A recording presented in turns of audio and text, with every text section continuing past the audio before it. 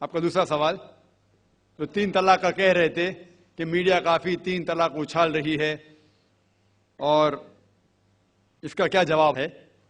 अफसोस की बात है कि माशरे में, मुसलमान के माशरे में 3 किस्म की तलाक है।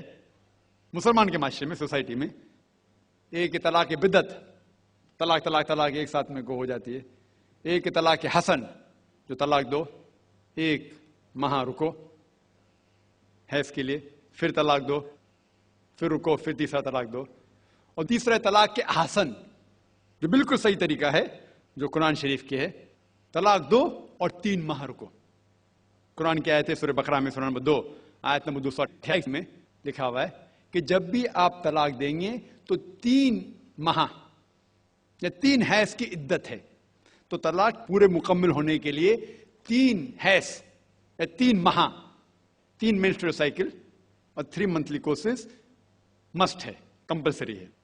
अफसोस की बात है कि ये जो इख्तिलाफ उम्मत में है उसकी एक वजह है। एक सही हदीस है इब्न अब्बास रज़ियल्लाहु अन्हु, वो फरमाते हैं कि मोहम्मद सल्लल्लाहु अलैहि वसल्लम के दौर में 3 तलाक एक ही मानी जाती थी। हजरत अबू बकर के दौर में 3 तलाक एक ही मानी जाती थी। हजरत उमर के पहले 2 साल के दौर में 3 तलाक एक ही मानी जाती थी, लेकिन उसके बाद हजरत उमर रज़ियल्लाहु अन्हु उस सिचुएशन को देख के वो कहते अगर कोई शख्स 3 दे दिया तो 3 हो जाती है। इस हदीस की वजह से जो इख्तिलाफ उम्मत में है, और कई उलमा में इख्तिलाफ है, लेकिन उलमा में इख्तिलाफ है, रहेगा एक मंच पे आएंगे कि अल्लाह आलम।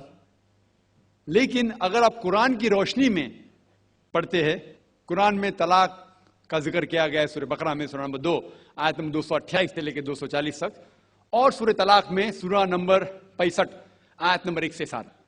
जो कुरान मजीद में तलाक का जिक्र है उसके अंदर यह है कि कभी कोई डिफरेंस ऑफ ओपिनियन, कोई झगड़ा हो जाता है शोहर और बीवी में, तो पहला शोहर बीवी बैठ के बात करे।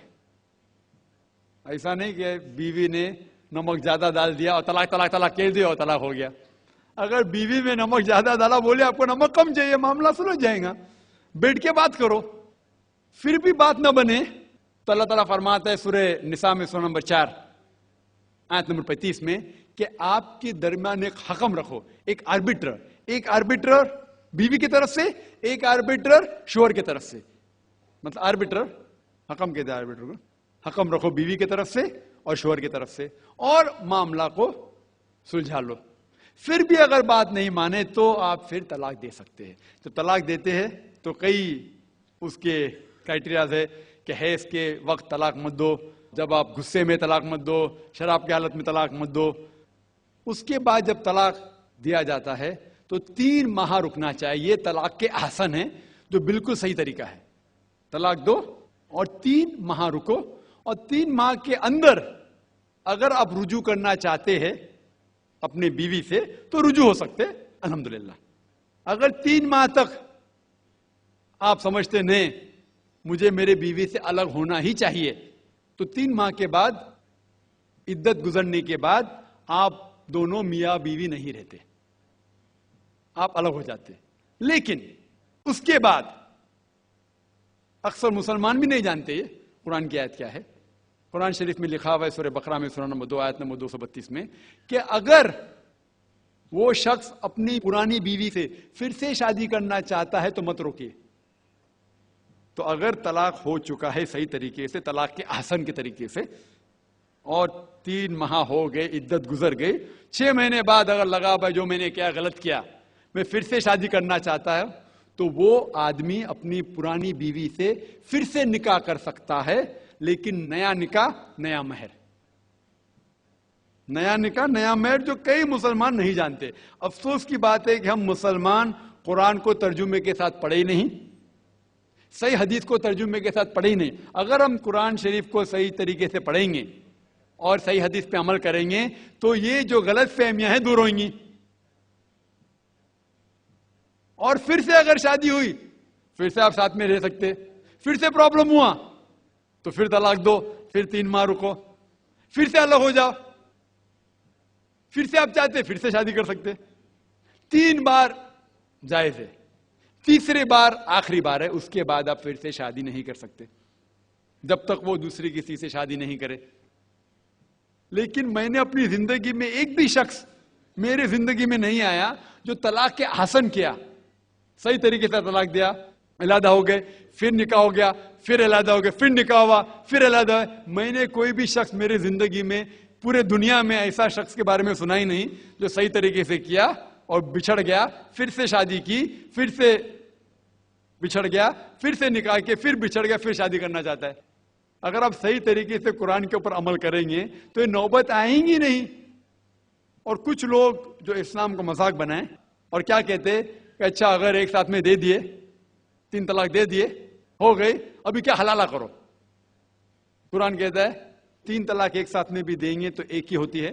मोहम्मद सल्लल्लाहु अलैहि वसल्लम के वक्त पे 3 भी एक साथ में देना एक ही होता था। हजरत अबू बकर के टाइम में भी 3 तलाक एक ही होता था। हजरत उमर के दौर में लोग जो कहते 3 तलाक 3 होती है, कई उलमा कहते हैं कि उनने ये अपने फतवे पे रुजू किए और उन्हें अफसोस था कि ये फतवा उन्हें दिए, और कई लोग कहते नहीं उनका फतवा सही था। इसमें उम्मत का इख्तिलाफ है। लेकिन अगर कुरान की रोशनी में देखेंगे तो 3 तलाक एक साथ में भी देंगे तो एक ही होती है। हजरत उमर के दौर में रज़ियल्लाहु अन्हु उन्होंने कहा था कि हम उसे कह नहीं सकते, क्या वो गलत है।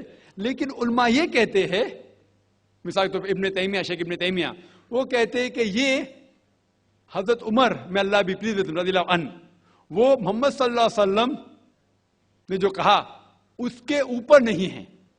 इसीलिए हमें बात मानना चाहिए कुरान और अल्लाह के रसूल की। इसके अंदर हजरत उमर में अल्लाह भी प्लीज विद हिम रज़ियल्लाहु अन्हु उन्हें रुजू किया। इसीलिए वो कहते कि 3 तलाक भी होंगी तो एक ही होती है, 3 नहीं होती। इसमें उम्मत का इख्तिलाफ इसलिए है कि हमने कुरान पढ़े ही नहीं। हम अगर कुरान पढ़ेंगे सही तरीके से और जाने, कई लोग ये समझते हैं कि तलाक के लिए 3 बार बोलना जरूरी है, अगर 3 बार नहीं कहेंगे तलाक होती ही नहीं। वो उनकी नादानी है, वो उनकी जहालत है।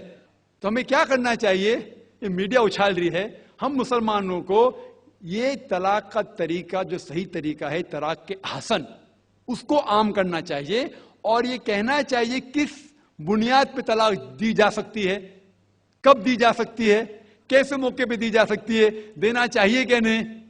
तो ये सब अगर हम मुसलमान आम करेंगे तो इंशाअल्लाह ये इख्तिलाफ जो उम्मत में है वो नहीं रहेगा। और मीडिया उसे उछाल रही है।